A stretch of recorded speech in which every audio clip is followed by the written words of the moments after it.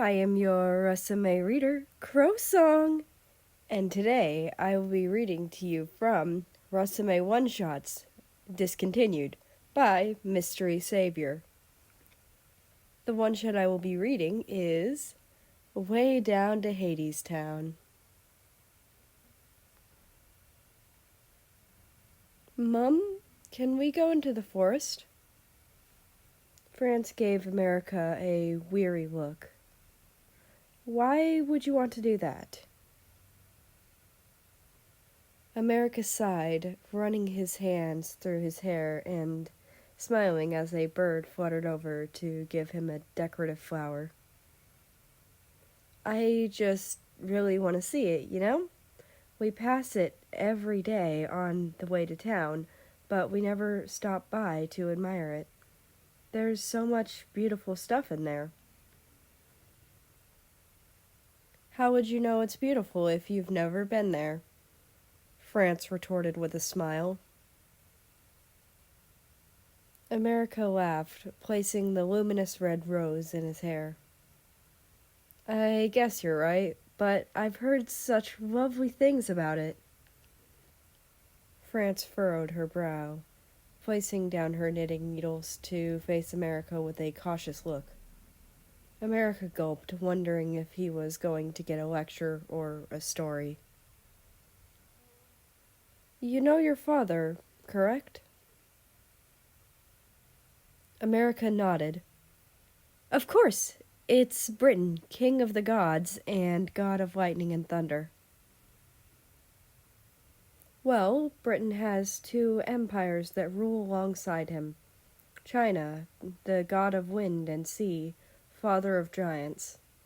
He has trade ships that travel all over the world, granting them safe passage so that they may spread his wares to new lands. America leaned in. And the other empire? France's face darkened. Russia, god of the dead and king of the underworld. The man is stoic and dark, lives in the shadows, waiting for more of his victims to fall and right into his arms, so that he can toss them into eternal suffering. He is a dangerous man. America gulped, going wide-eyed. Russia lives in those woods. Well, he lives in the underworld, but sometimes he works in the forest. America tilted his head. I thought that those woods belonged to all the gods. I thought the fae and nymphs hung out in there. Well, they do, but Russia spends most of his time in there when he's on the surface with us, probably looking for some poor defenseless animals to kill. France glared down at America, holding his hands in hers. America, never go into those woods. That is my one rule. America gulped and nodded, shrinking under her gaze. France's stern look melted into a smile as she pulled America up from the floor by his hands. Now, let's bake some cookies.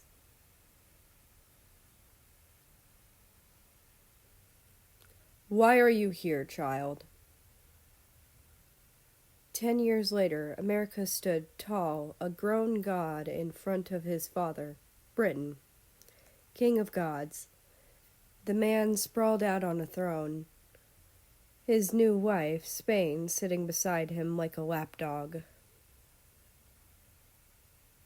I would like to request your assistance, America called to him from his position on the pearly steps, just before the huge thrones. Britain let out a loud, booming laugh that echoed throughout the heavens. Spain soon joined in, her laugh a smaller, elf-sounding jingle. Soon, other gods and goddesses who were lounging around on the clouds joined in with their laughter too, making America wince slightly from the volume. Britain held up his hand, and the laughter immediately stopped as he peered down at his son.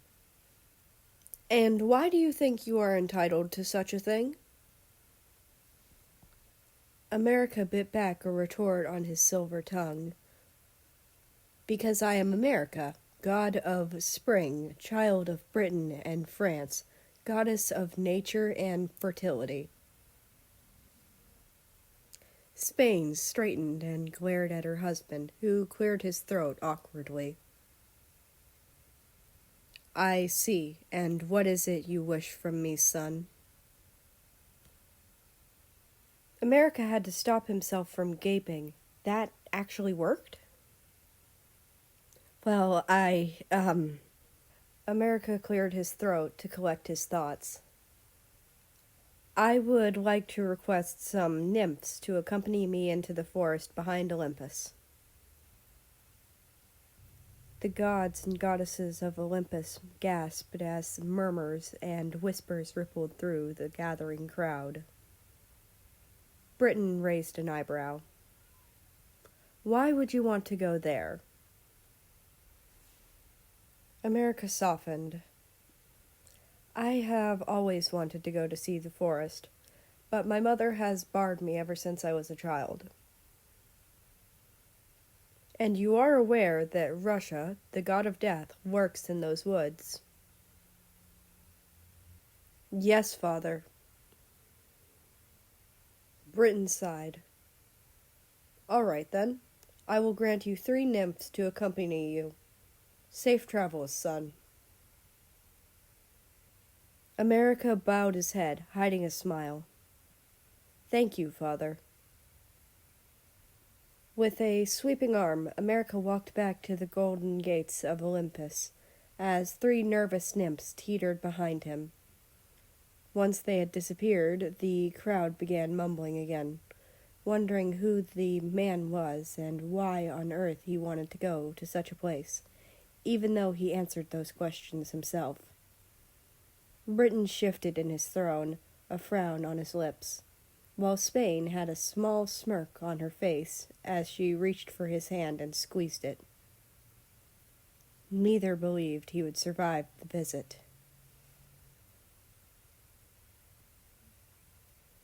America, please stop running off. America smiled sheepishly at the nymphs chasing after him, each looking more and more frustrated with the young god the longer this trip went on. He kept seeing small critters and pretty flowers and would run up to look closer at them. The 3 nymphs were tasked with looking after him and, of course, didn't want to abandon the poor god, but with the number of times he was running off, the idea became increasingly more appealing. I'm sorry, ladies. America admired a butterfly that fluttered past him. But I don't have much time before my mom comes home and realizes that I'm missing. One of the nymphs just huffed and crossed her arms as he flounced off to follow the colorful insect. I say we leave him here. Another nymph gasped and whacked her arm lightly. We can't. Well, why not? The first nymph retorted. He's an idiot. No one will miss him. Now that's just rude, Aldroa. The third nymph sighed, shaking her head. He is Britain's son. He's royalty. Oh, please. Britain has 1,000,000 children. How is this one special? Aldroa growled. Just because there's plenty doesn't mean his life means any less, the second nymph said, with her head held high. Aldroa was about to snap back a retort when the wind began to pick up and leaves whizzed past them, seemingly being sucked into a vortex.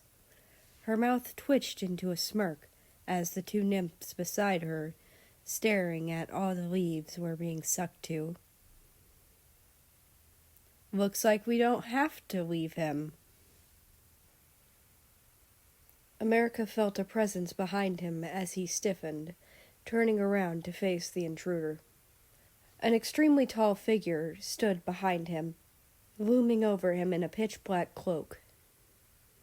America opened his mouth to scream when suddenly a warm hand covered his mouth and a whirlwind of leaves surrounding the two. Flurries of browns, yellows, and pale greens. The hypnotizing array of colors began to make him feel dizzy and weirdly tired. He barely even registered that he was falling forward until he felt two strong arms wrap around him and pull him into something solid and warm and soft. Two of the nymphs darted for the vortex, outstretching their hands to rip through the leaves, only to find nothing in their place. Nothing but a pile of dead leaves. Aldroa smirked, cocking her hip as she walked over. Oops.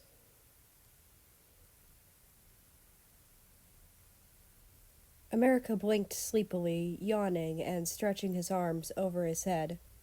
A large, fluffy, black blanket fell around him, which made him tilt his head. He always slept with his moss blanket. He would never have made something of fur. He picked up the blanket and combed his hands through the soft fabric. Not fur, cotton or something similar. He smiled. That was a relief. And then America frowned again. Shit, where am I? He muttered, looking around. He was on a four-postered bed with a canopy embedded with shining gems to look like stars. All the covers were black or a dark shade of gray, along with most of the room. The floors were navy black hardwood, and the curtains were translucent black to let in a bit of light. On the bedside table that matched the floor was a small black lamp. There was barely any light in the room, the only sources being the window and the luminous white, red, and blue flowers braided into his hair. This was definitely not his room. Or his house, for that matter. And on top of that, he was super hungry. What the... America jumped when the door creaked open, pulling a blanket up to his chest, even though, 1, he didn't have anything to cover the waist up, and 2, he wasn't even naked. But it gave him some peace of mind. A tall man walked in, holding a silver tray, balancing a thick stack of pancakes drenched in maple syrup and cream. When he saw that America was sitting up, he jumped slightly, putting on a dorky grin. Oh, hello. I didn't think you'd be up. America pulled the blanket up higher, curling his legs towards himself. Who are you? Where am I? What the hell is going on? The man gently set the tray down on the bedside table, shoving his hands into his pockets as he stood beside the table. A far enough distance. Well, first off, my name is Russia. America screamed suddenly, jumping away and pushing himself against the opposite wall. Russia winced and looked at the ground.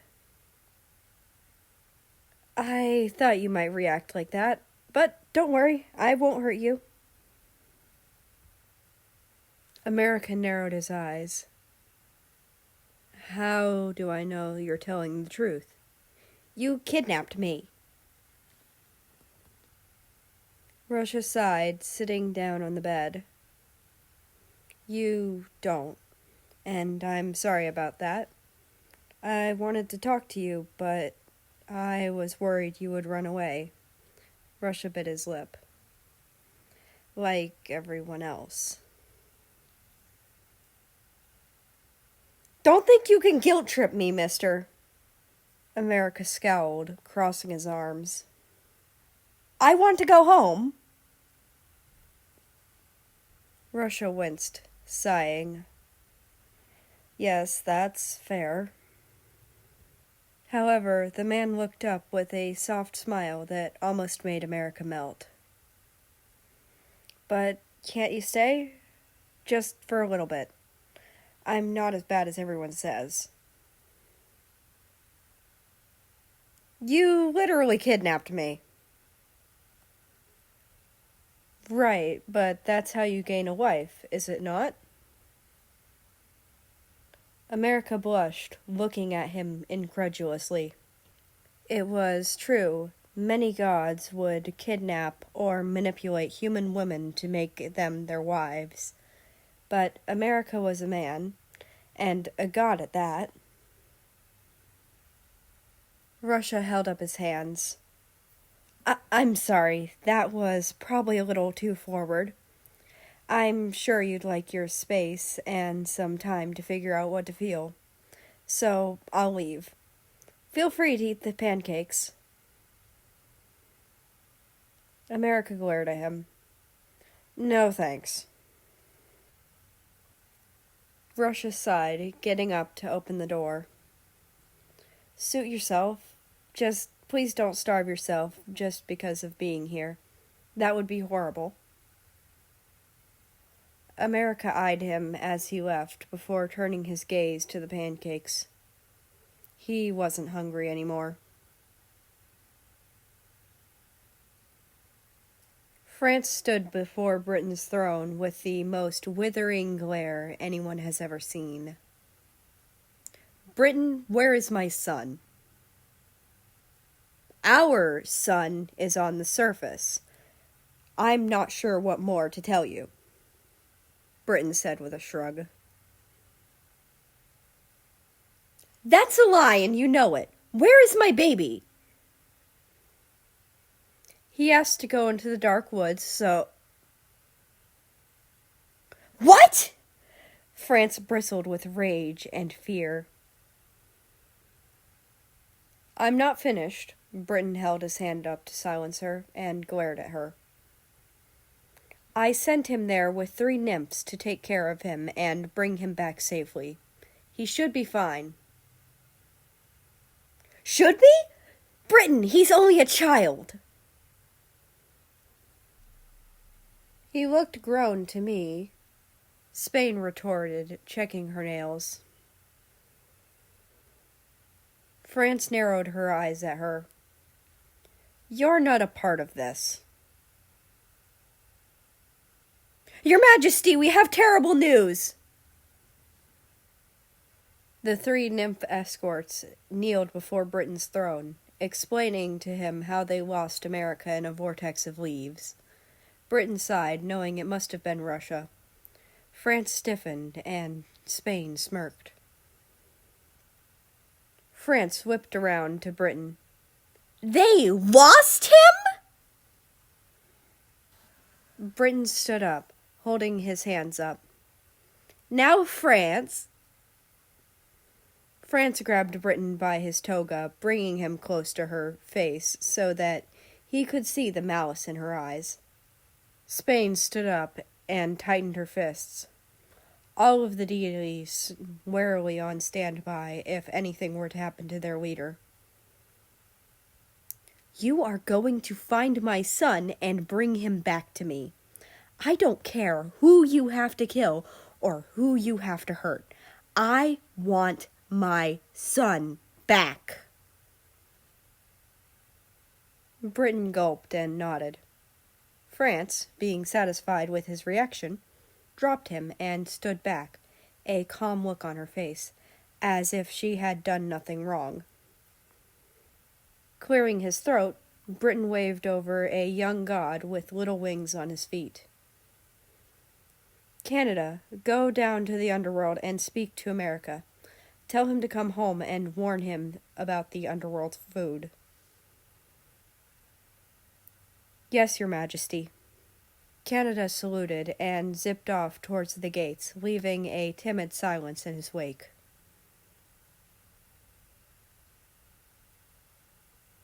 Why are you being so nice to me? Russia raised his eyebrows in surprise as he set his book in his lap. He had established to the boy that he wasn't a hostage, that he could explore as he pleased. So he wasn't too surprised to see him barging into the library while Russia was having some downtime. What do you mean? You know what I mean. America tugged on his hair a bit. I mean, you kidnapped me, but now you turn around and do such nice things.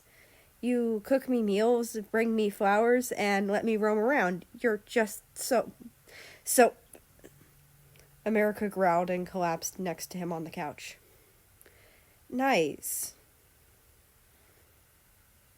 Russia chuckled and slipped the bookmark between some pages, putting the novel on the table beside the comfortable couch. I'm sorry, America. Would you rather I be mean? No, but, America groaned, hiding his face in his hands. Russia just smiled. He took his face out of his hands and peered at Russia suspiciously. Are you gonna try and lull me into a false sense of security and eat me? No! Why on earth would I eat you? Russia laughed before pretending to think about it. Although, maybe the flowers in your hair would provide a nice garnish. I knew it! I'm just kidding. I'd take out the flowers first.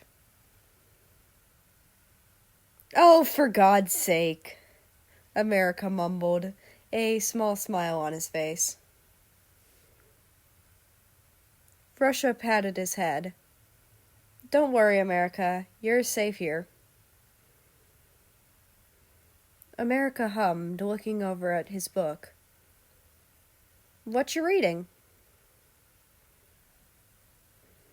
Russia's eyes lit up as he grabbed the book, holding it up for America to see. It's an amazing story about a young maiden who falls in love with a Greek philosopher who is convinced she isn't real. America shuffled closer, intrigued. Why does he think that? Russia grinned. He's got this crazy theory that he's asleep, or dead, and is just imagining everything. Why does she love him? Because he's different and eccentric, a breath of fresh air compared to her boring world. Her mother is really overbearing and always keeps her in a sheltered sort of life, but she sneaks out to talk with the philosopher, who finds her amusing. America smiled. That's sweet. Does he ever find her annoying? No, not really. Rather, he finds her endearing. After all, she's the only one who's ever listened to his nonsense and bothered to hear his stories. America scanned Russia's face, who was looking down at the book. His eyes sparkled and his mouth was curled into a sweet smile. America chuckled under his breath. What a dork. Could you read it to me, please? Russia smiled wider and started reading aloud from the beginning, keeping his bookmark in its original place. America sank into the couch, and consequently, Russia, since they were so close, so that they both could read the words. But the taller didn't seem to mind, too swept up in sharing with America his favorite book. Soon, America was leaning his head on his shoulder and smiling along with him.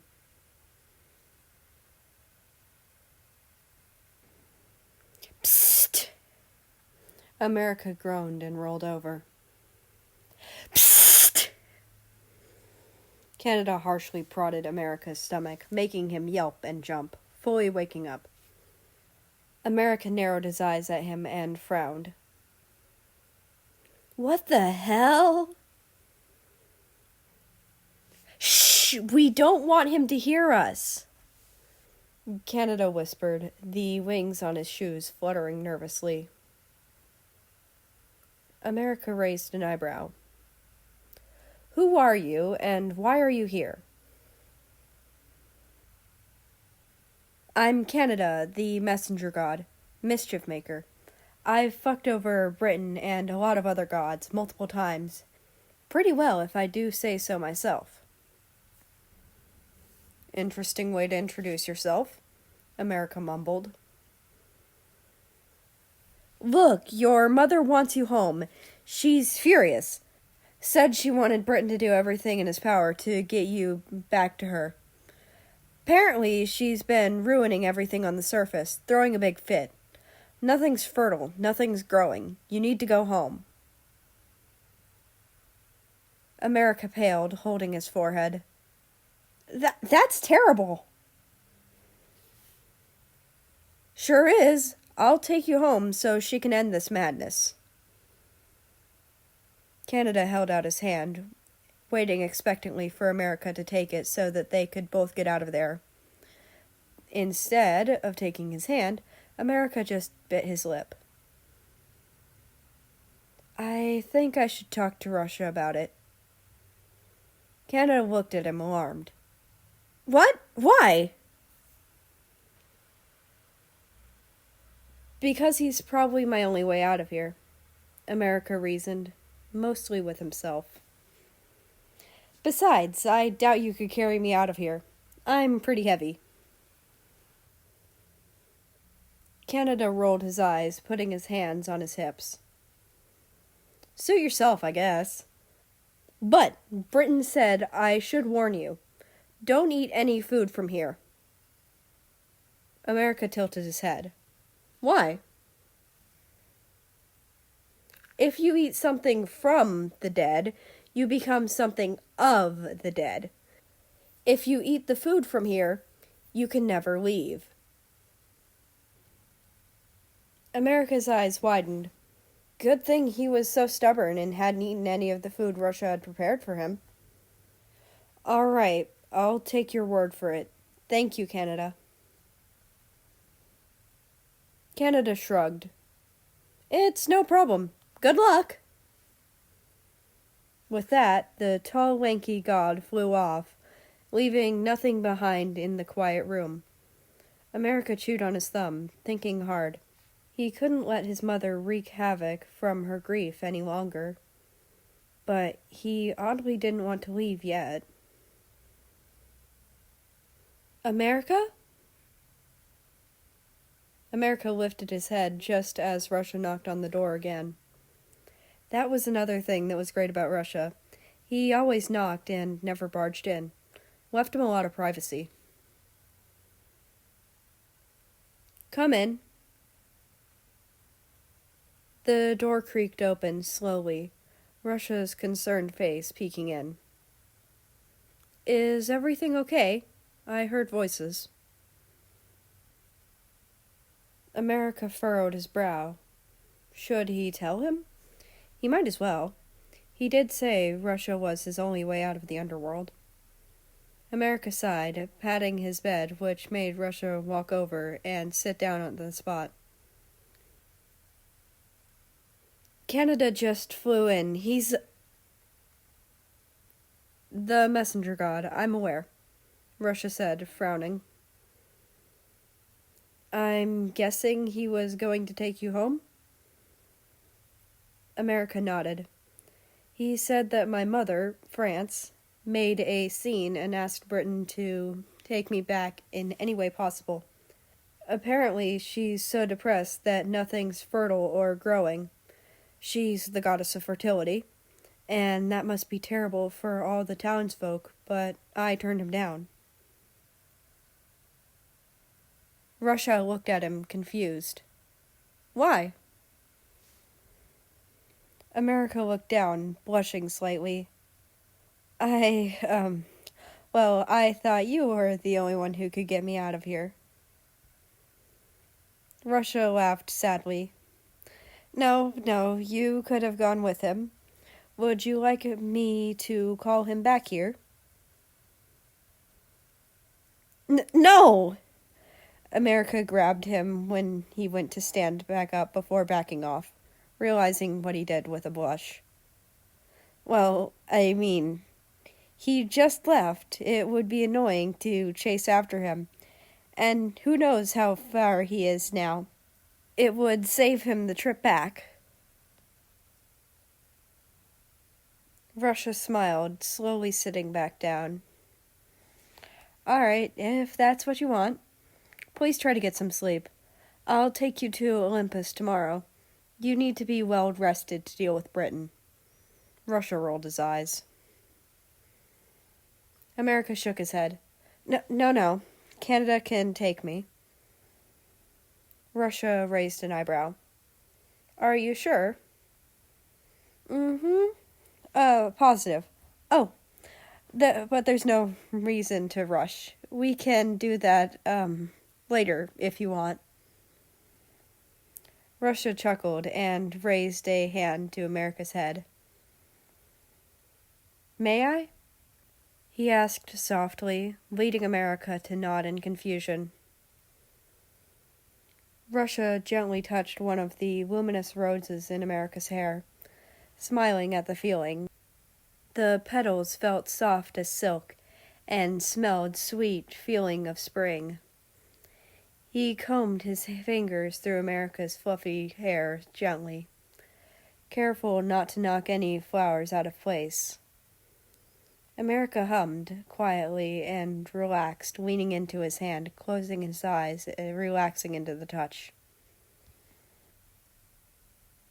You're something special, America, Russia murmured, still playing with his hair.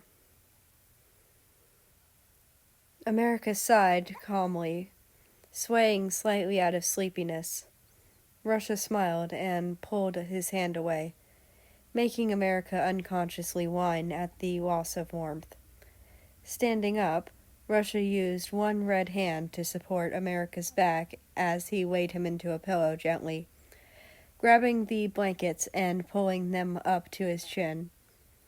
America snuggled into the blanket, looking up at Russia with heavy eyelids, on the verge of sleep.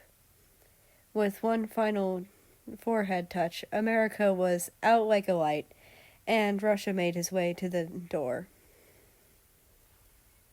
Good night, Angel.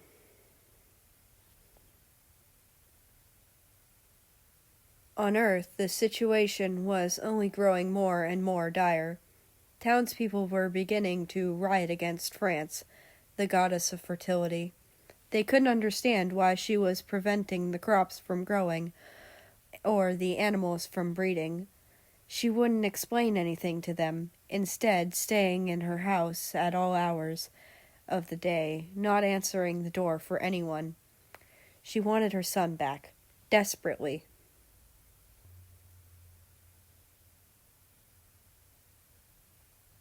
America wandered through the dimly lit, unwelcoming halls, surveying the walls.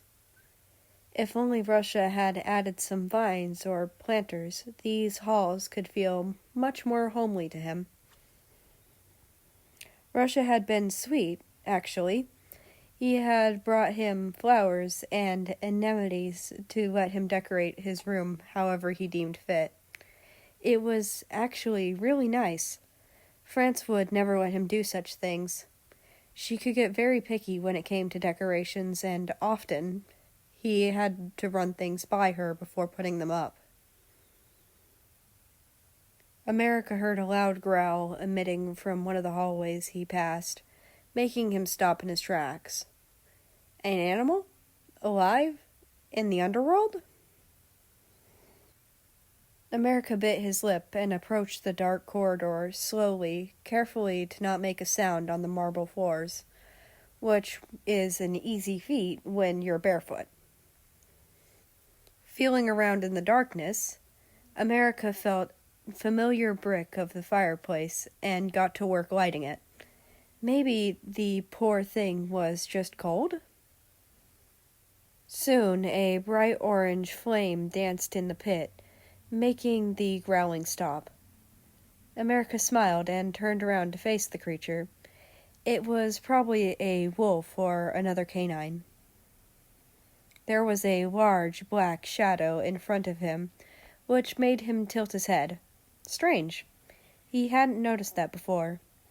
Maybe it was in the carpet? That was until the shadow began moving. One head of a dog popped up, yawning. Then a second, and a third.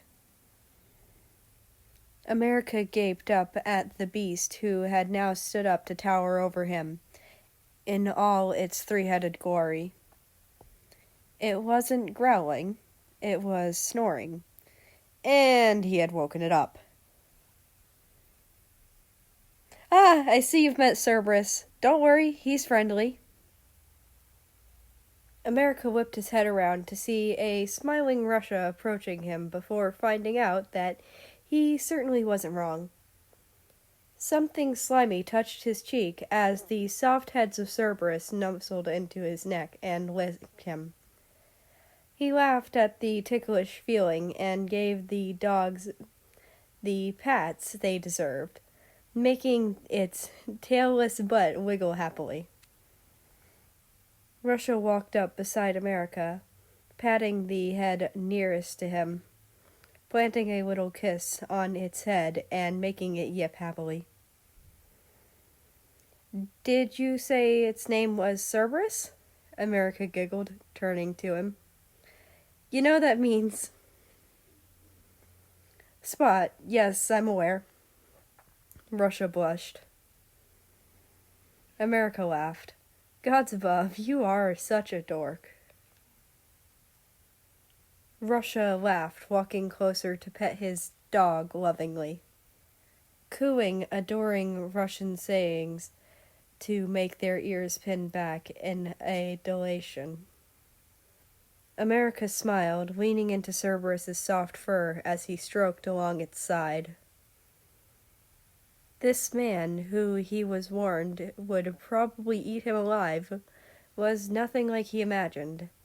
They were in the lair of the dead, where he could do whatever he wanted to him, but no. Instead, he gave him space, gave him lovely-looking meals, and introduced him to his dog. How could anyone think this absolute dork was evil? Russia turned to him with a smile. "It's impolite to stare, you know." America blushed and looked away, tucking some hair behind his ear. "Forgive me. I was just wondering why anyone would find you scary. No offense, I'm assuming the god of the dead would want to be scary." Russia laughed heartily. "None taken. The fear factor is a strange stereotype the other empires have told the world. Or maybe it was one the world told them. People don't like to die, you know." "But death is so important." America frowned, still petting a happy Cerberus.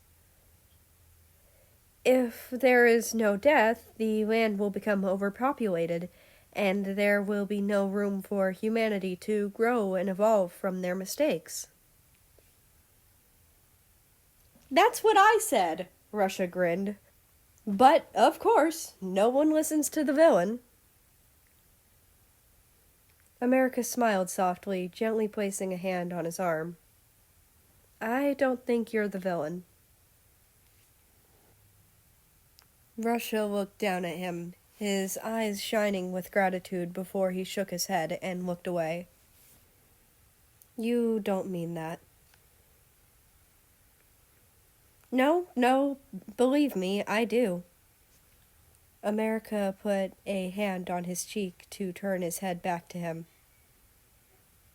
"Since I've arrived, you've been nothing but nice to me.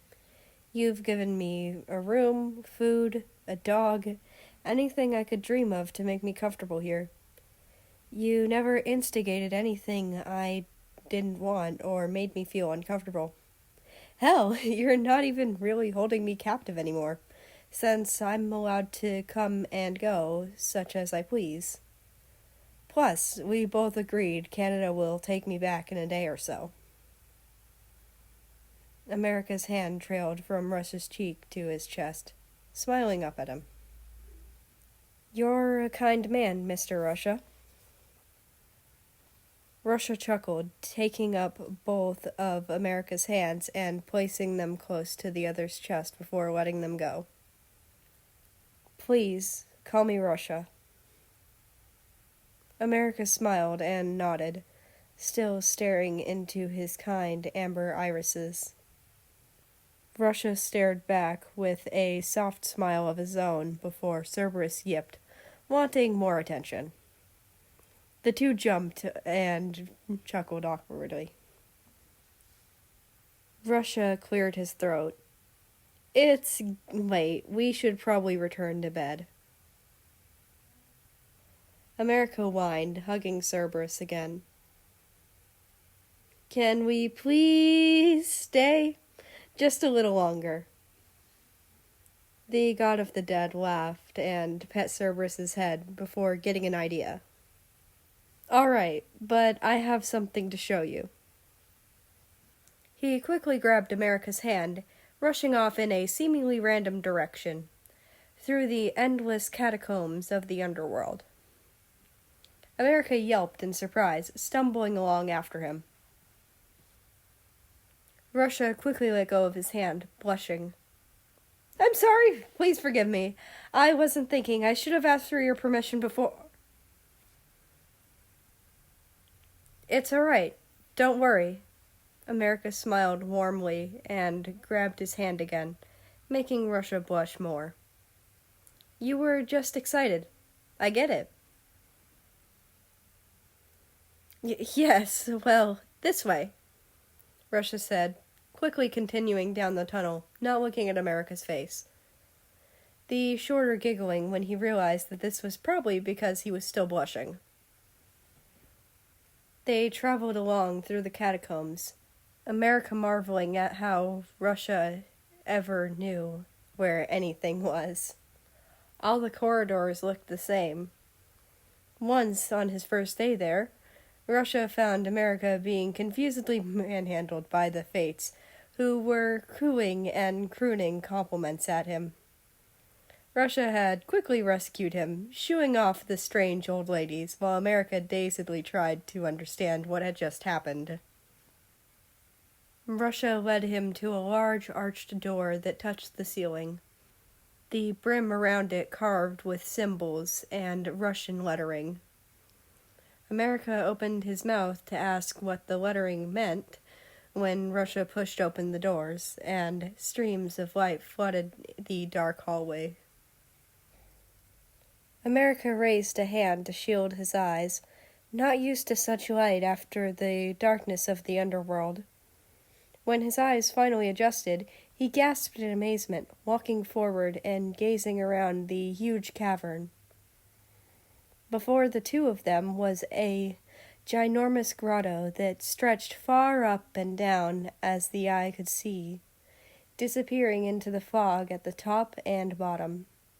Along the edge of the jagged cliff faces were pathways lined with thousands of varieties of flowers and other vegetation. The wide walkways created a circle around the perimeter and a cross in the center, cut across the middle. In the center sat a giant tree with gnarled roots that curled around the walkways towards the endless depths of the bottom. The leaves were a brilliant amber, falling gracefully towards the ground far below, spinning in the soft breeze. Strewn about the garden were small woodland creatures and deer, all translucent and glowing ominously. This is the garden, Russia said, joining America at his side. This is where I bring all the animals that have to leave this world. Here they can enjoy the garden for the rest of eternity, grazing and eating fruit or vegetables and enjoying themselves. Russia, this is incredible, America said breathlessly. Russia grinned at him before two small birds fluttered over to the god of spring. They chirped excitedly and buzzed around him, nudging the flowers in his hair. America cooed at the birds and brought them to his face to hold and cuddle them. They were birds that visited him the most in his childhood, the ones who had gifted him the roses in his hair. How he had missed them. "Are the animals safe here?" he asked Russia as the birds flitted away again. "There are 4 giant holes in the ground, after all." "Yes, perfectly safe," Russia said, walking right off the side of the walkway. "Russia!" America yelped, trying to grab onto him before he could fall, accidentally falling into him, shutting his eyes tight, bracing himself for impact. But none came. "You can open your eyes," Russia chuckled. "We didn't fall." Carefully, America opened his eyes and peeked around, seeing that they were still, indeed, safe and sound in the garden. He looked down and tentatively gasped, jumping up and wrapping his arms around Russia's neck so that his legs weren't touching the floor, or rather, the lack of floor. Russia grunted as he caught America's thighs, making sure he didn't fall. Below them lay the endless fog that was seemingly creeping towards them. But somehow, Russia was just standing on nothing. "The empty spaces are completely safe. The plants can go through this floor, but the animals and gods can walk on the air as if they are the floor. Pretty neat, hmm?" America looked up at him, grinning. "Hell yeah!"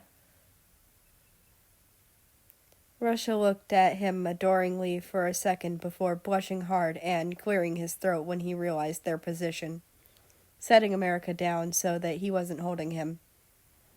America blushed as well, but was more focused on the strange feeling of grass beneath his feet when there actually wasn't any. "Come, this way," Russia said, beckoning him towards a tunnel dug into the cliff face.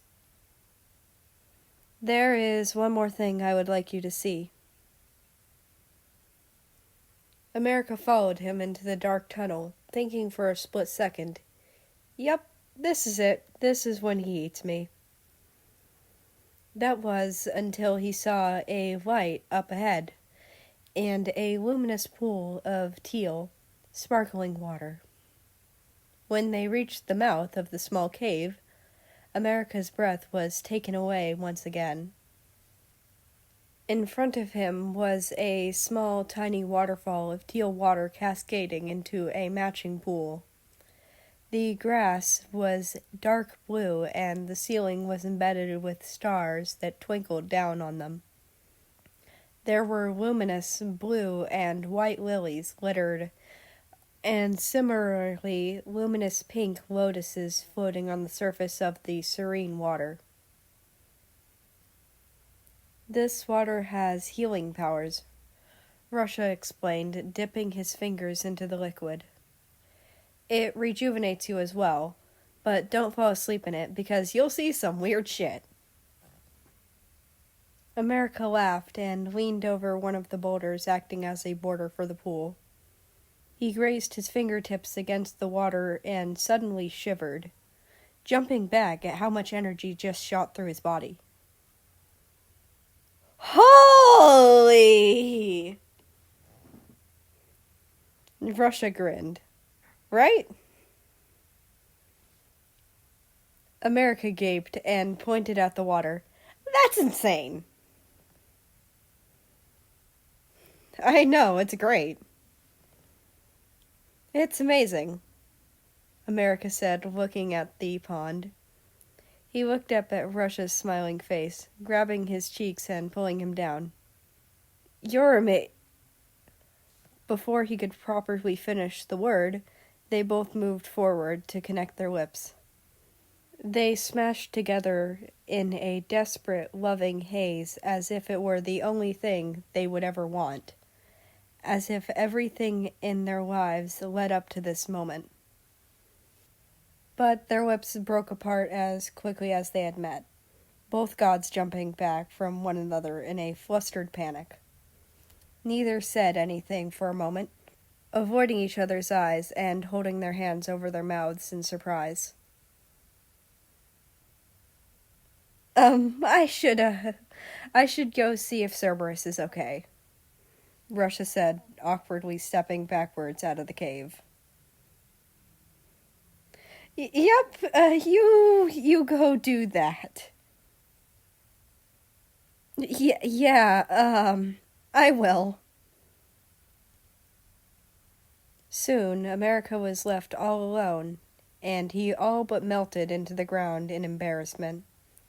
The calm rush of water beside him in the distant, admittedly ominous, calls of long-dead creatures outside were a stark contrast to the inner turmoil he felt.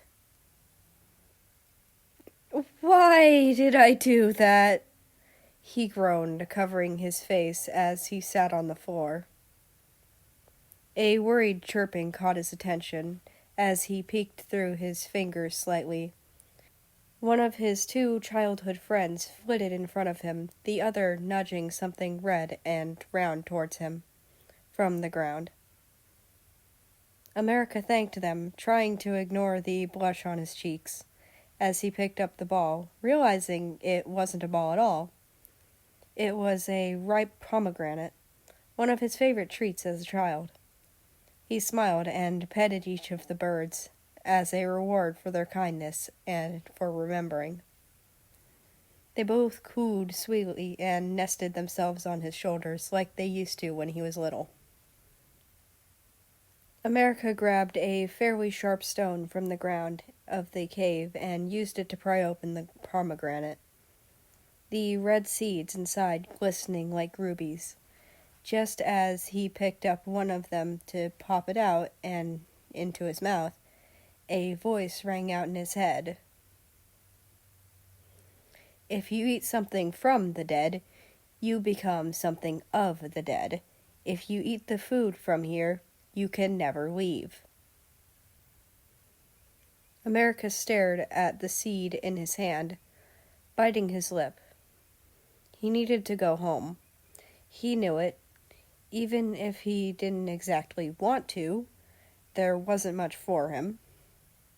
But it wasn't like there was much for him here either. It was nice feeling like he was wanted without feeling like he was needed, like he did when he was with his mom. She was nice to him and all, but she would barely function without him due to her severe dependency. It kind of sucked being around the same person all the time, just because they would have a fit if you left. On the other hand, he loved this place. It was beautiful in the garden, and his friends were here, who had been better friends than the gods on the surface. Cerberus adored him. He had a great room, Russia respected his space and privacy, and he had come to like the dork, which was probably evident in the kiss they just shared. That was another thing. Even though he kissed back, the way Russia left so quickly and awkwardly made America nervous. Did he go too far? Did he do something wrong? What if he just ruined their whole relationship? America sighed and narrowed his eyes, standing up and brushing himself off. The only way to get his answers was to ask.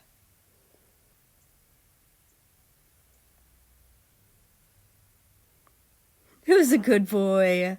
You are! Yes, you are! Russia. Russia looked up from giving Cerberus belly rubs, who yipped unhappily at him stopping, and jumped up, his arms snapping to his sides as if nothing had happened.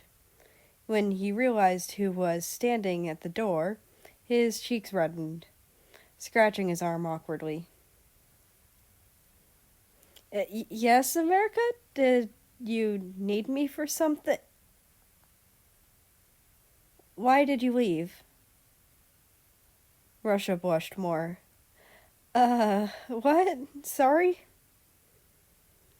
America walked towards him with his arms crossed, looking up at him. Cerberus's head looked between the two, very confused. You kissed back, but you left like you were upset. Why? What did I do wrong? Russia sighed, slumping slightly at America's worried tone. Nothing. You did nothing wrong at all. Then why? Russia looked at him in the eyes. America, I like you. I have since I first saw you. So full of wonder and passion. I was drawn to you. I thought maybe if you met me, and I was nice to you, that you'd want to stay with me. But that was selfish. You have a life up there with a mother who loves you. I can't believe I tried to take you away from that. I feel like I ruined your life. Russia looked down. I was secretly hoping Canada would come to you and you would leave in the middle of the night so that I didn't have to say a proper goodbye. I didn't want you to go, but I knew you had to. But you stayed. You turned him away, and you stayed. You gave me hope that maybe you liked me too. And when we kissed, it was wonderful. Better than I could have imagined. But it doesn't change anything. You don't belong here. You belong up there with your mother and your father and the living. I was worried that if you knew how I really felt, you would feel inclined to stay here when you didn't really want to. America gently wrapped his arms around Russia, laying his head on his chest. Russia immediately hugged back, burying his face in his fluffy hair, a stray glowing rose tickling his nose. He didn't think he was ever going to get another hug like this. Russia, I do like you. You're nothing like people say. I don't agree with you. You're not selfish. The fact that you don't want me to stay here just proves that. You want me to be free, to choose where I want to be. America let go, Russia hesitantly reciprocating. America took out the pomegranate from his pocket and picked out 6 seeds, one for each month of half the year. And I choose both. Hurry up, America! The train is almost here! America ran down the tracks, suitcase in hand, Canada at his heels. America was later than he intended to be because his mother pretty much refused to let go of him that morning.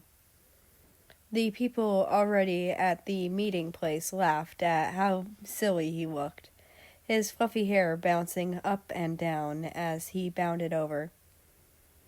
He doubled over and held onto his knees when he got there, huffing intensely.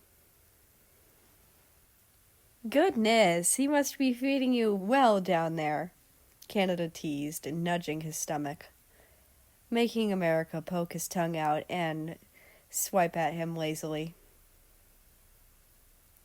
I've been on the surface for 6 months, thank you, America said, fixing some of the roses in his hair. I just haven't gotten to exercise much. Shame! The three fates, Belarus, Ukraine, and Kazakhstan, said in unison, grinning at him from the picnic table. Surely Russia would want someone in better shape. America just laughed. Oh, hush, you lot are just jealous that I'm king of the underworld. Our Lady of the Underground, Canada cooed, making America swipe at him again. Our Lady of the Upside Down, the fates chimed in teasingly. America opened his mouth to reprimand them and remind them that he was indeed a man, when whistling was heard in the distance. America gasped and ran right up to the tracks, buzzing with excitement. He's here!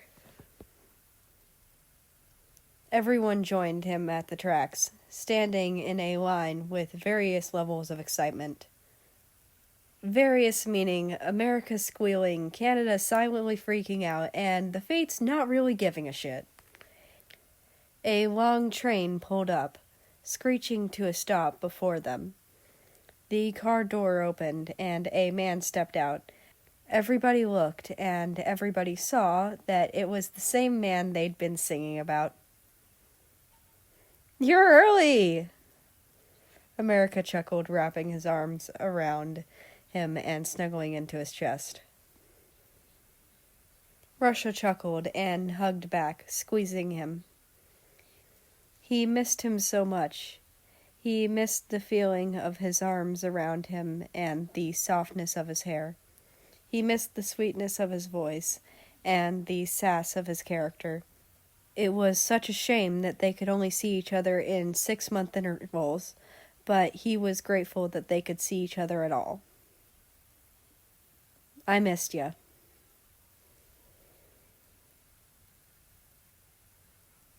Ah! Your reader is sick, so I apologize if I sound off for this recording. I tried my best. But I hope you've enjoyed it. This is a buffer one-shot because the author of Shy Melody has not given me a response on if the little recording thing is good, so I'm waiting on confirmation before I post. But if I don't get a response by tomorrow, then I'm not recording another one-shot. I have the first chapter recorded, but I'm going to have to re-record it because my audio is quiet and I can do better than that. So, yeah, there's that. I will be fixing that before I post. That being said, I hope you have a nice day, night, or whatever. I just hope you enjoy your time. And I will see you tomorrow, hopefully with Shy Melody.